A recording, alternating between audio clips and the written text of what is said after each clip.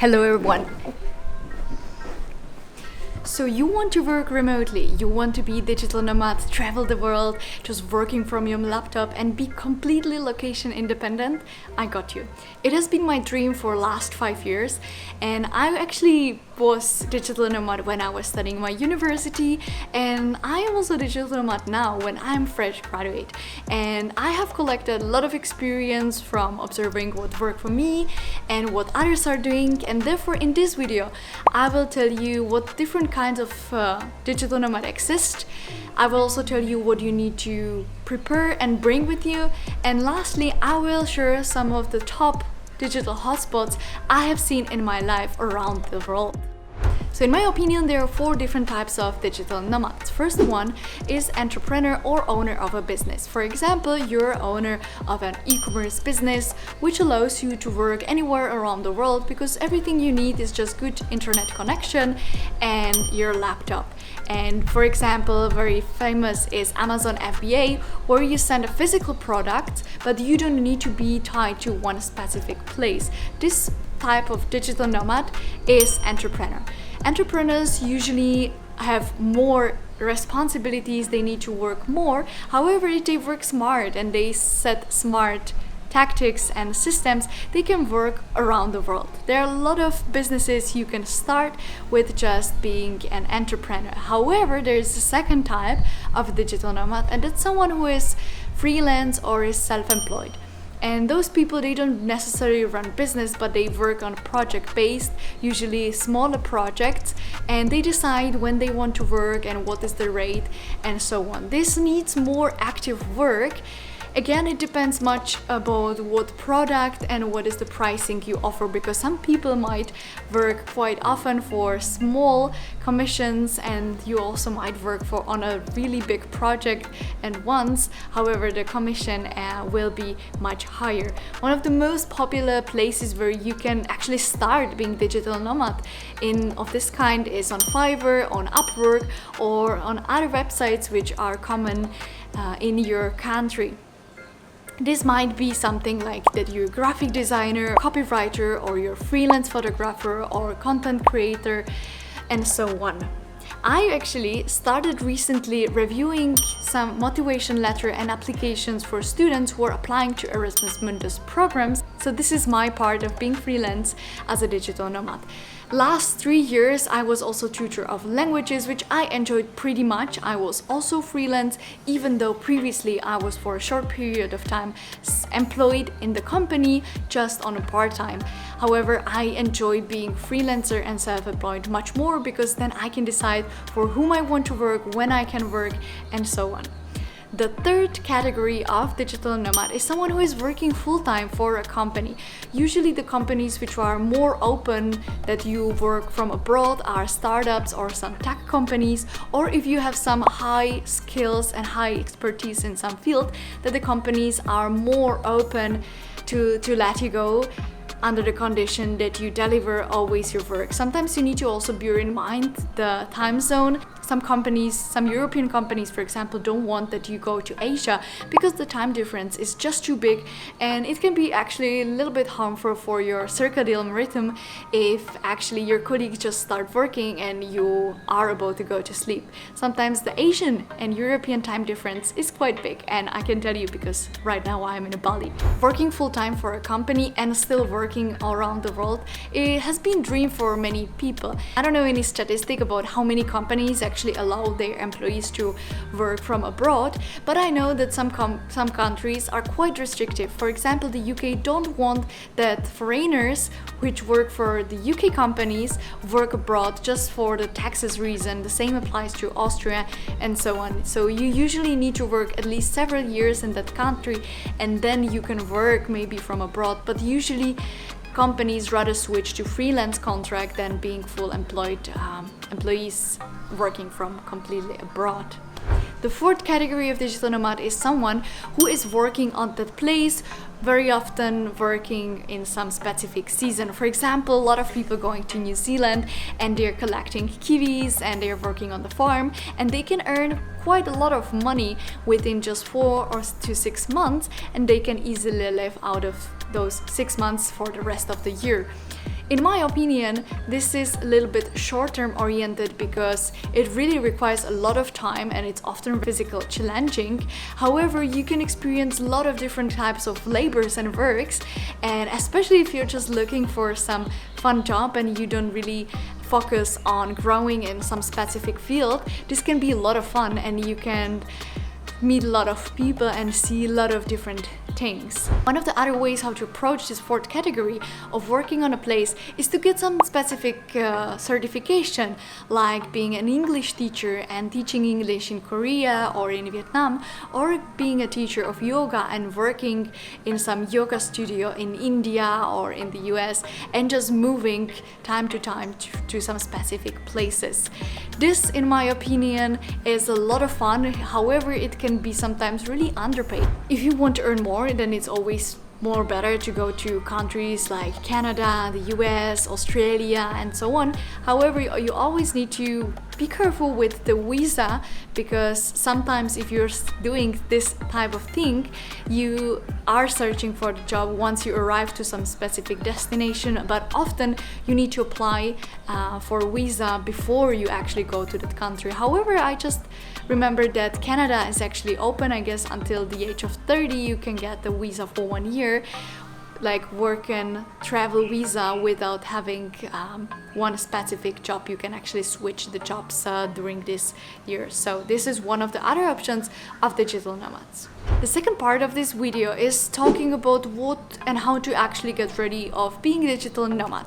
And there has been a lot of fuck-ups I had, which I unfortunately did and didn't during my digital nomads journey, and therefore I want to tell you those things that you can actually avoid them. First of all, if you're a digital nomad or you aspire to be a digital nomad while traveling the world, because if you're going to move constantly every single week, then you will be just so much distracted and it will take you so much time to get used to the new place and where to find the food and so on. And especially if you're employed and you're working 8 hours a day, then you don't have so much time left for exploring the place and just finding the most basic stuff.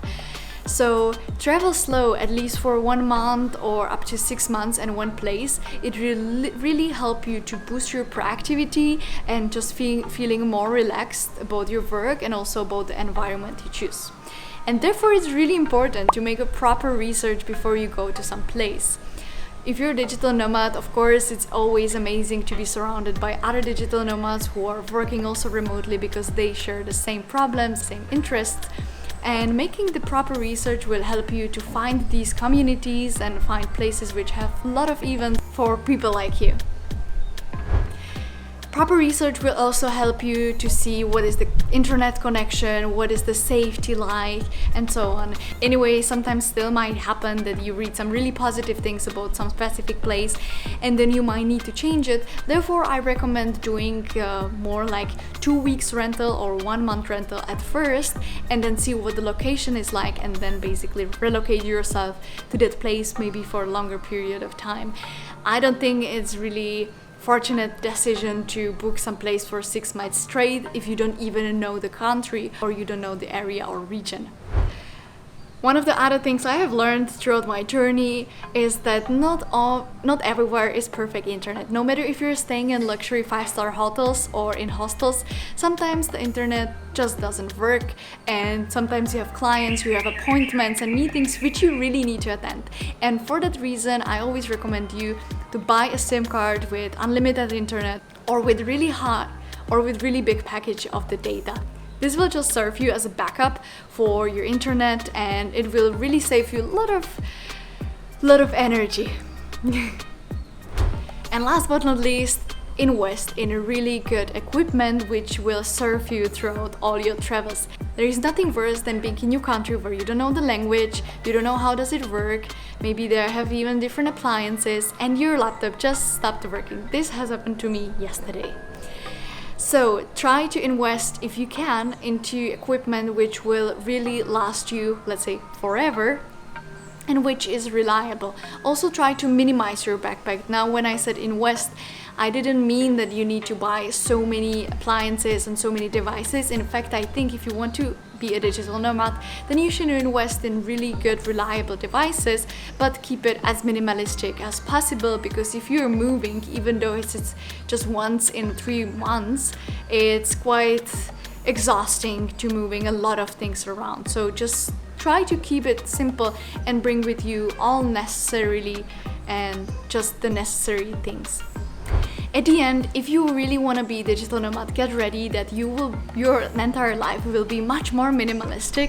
And actually, I like it pretty much because you can live out of suitcase, and especially if you choose countries which are warm every month in the year, then you don't need more than just flip-flops and some pairs of shoes and some pairs of clothes and so on. So also be wise about all those conditions, like what is the weather, what is the period of time, and so on. I'm sure that if you aspire to be a digital nomad, you already have some experience with traveling anyway. However, being digital nomad and traveling solo or traveling only and traveling exclusively or just traveling, it's a little bit different, because when you're traveling just like that, then you can always say yes to new friendships and going for a beer and so on. However, if you're working in the country, you can be distracted very easily. So try to create, and that's why I mentioned travel slow, try to create a routine. This routine will help you to work. And sometimes you might encounter that you just work 4 hours a day, and it's okay as long as this work as you accomplish all your tasks.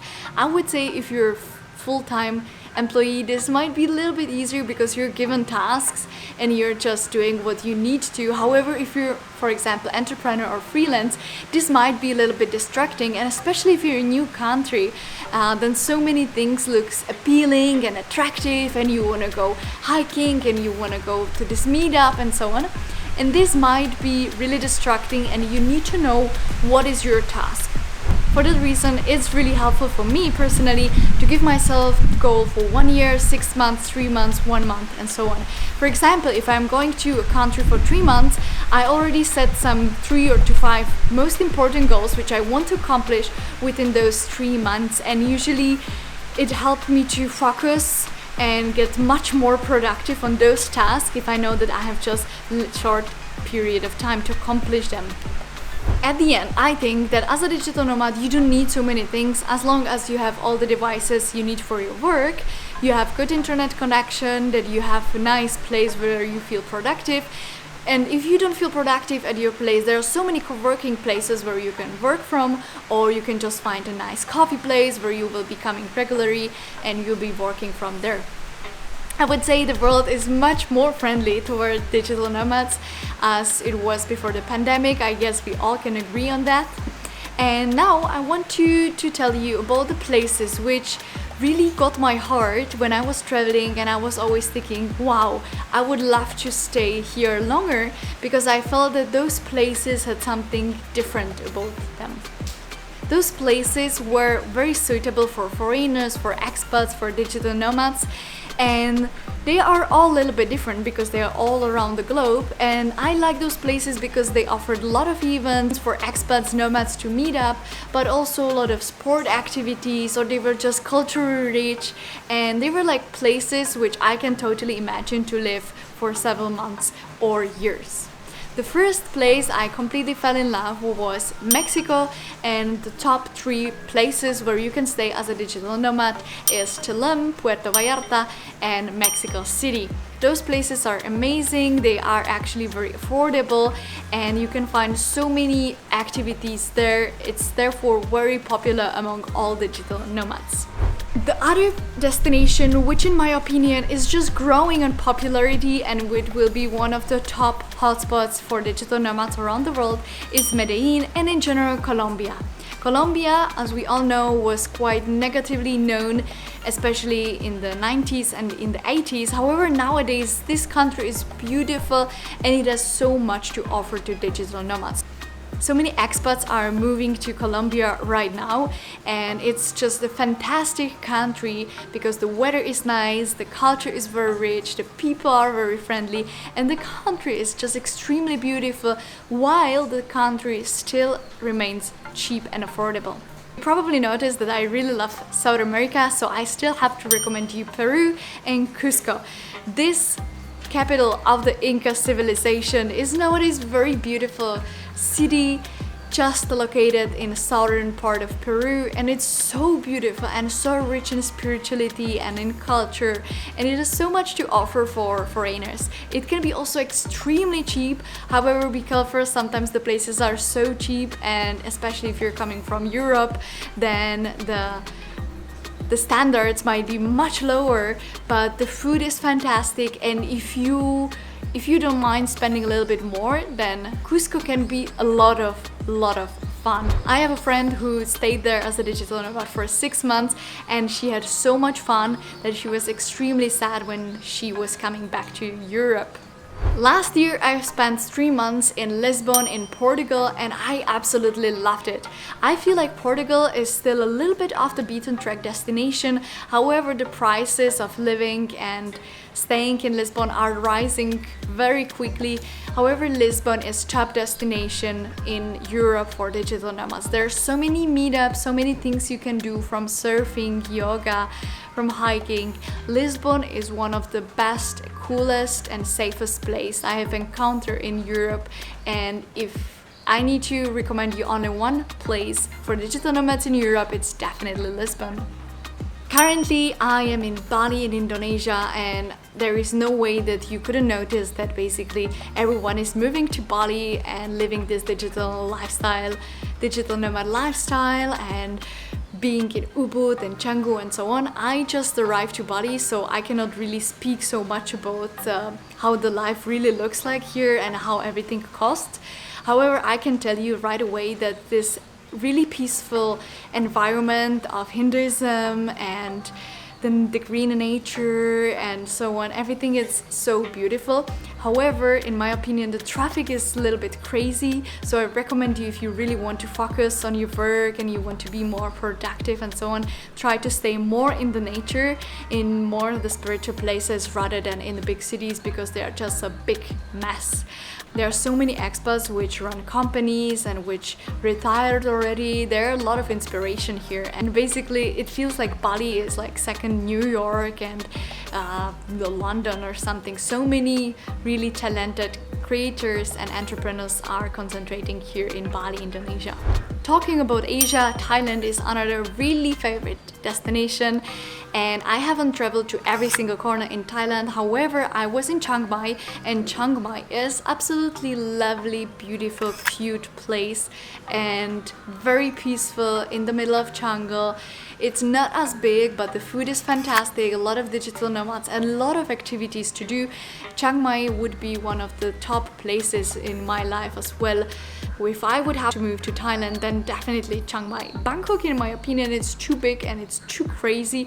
Chiang Mai just gives you this more countryside, chill feeling vibe. In my opinion, one of the off the beaten track part of the world is Central America. I know a lot of people have heard or visited Costa Rica. However, just close to Costa Rica, just next to Costa Rica, is Nicaragua, which is, in my opinion, like less touristic and cheaper alternative of Costa Rica, which has a lot to offer as well. And I absolutely enjoyed Granada. Granada is beautiful colonialistic city with a lot of activities around as well. And it's a very beautiful place to stay with a lot of foreigners as well. There is probably not as many events, as many startups and innovative projects and so on. However, if you want to work just from your laptop and hanging out with foreigners and staying in some of the beaten track destination, then Granada in Nicaragua is one of the recommendations I have for you, because it really got my heart as well. I spent there New Year's Eve in 2019. In last year, I visited 3 countries, which in my opinion were also fantastic if you want to be digital nomad or you just want to move there. One of them was Malta, which I had the option to visit twice, and the second time was actually for 3 months when I was studying my Erasmus Mundus program. And Malta is a very beautiful island, surrounded by the sea, where you have so much history, you can do so many water sports, and there are so many people around the world. You can also set up a company there because Malta is more friendly toward taxes and so on. Malta is one of the really good places because it's very sunny, it's very friendly, and the official language is English. One of the other tax haven, but also very suitable places for employees and for freelancers is Cyprus. I visited Cyprus last year and I was just overwhelmed how many co-working places there are, how many people from all around the world, not only Europeans, but Cyprus has more free access to people who want to stay close to Europe but not necessarily in the European Union. Cyprus is a fantastic island which is actually divided into the Turkish part and the Greek part, and it's so rich in what you can see and discover, from the nature to history and so on. Cyprus is also quite hidden gem in my opinion, however it's very popular among a lot of internationals and digital nomads, so check out Cyprus. And the last place I fell in love in during my travels was Copenhagen. And Copenhagen is definitely not a cheap place, so if you're a budget traveler or if you're just starting out your business and you're tight on budget, Copenhagen is not your place. However, this place is so multicultural, so vibrant and very innovative. I feel like the entire Scandinavia is so much about investing into innovative projects and incubators, and the people are really supported to bring their ideas and starting enterprises and so on. And Copenhagen is fantastic. I really love the city, and I feel like if you don't mind that it's quite foggy and the weather is not really nice and it's very flat, there are no mountains, but if you like the innovative vibe and the hygge and the hygge style and this beautiful the architecture, then Copenhagen is your place. Copenhagen is really cool place to be. Whew. This video was quite long. I'm really curious what you think about being a digital nomad. Do you like to be one, or are you already traveling and working? Or let me know what you think about being digital nomad and which place would you recommend to other digital nomads as well. See you in the next video, guys.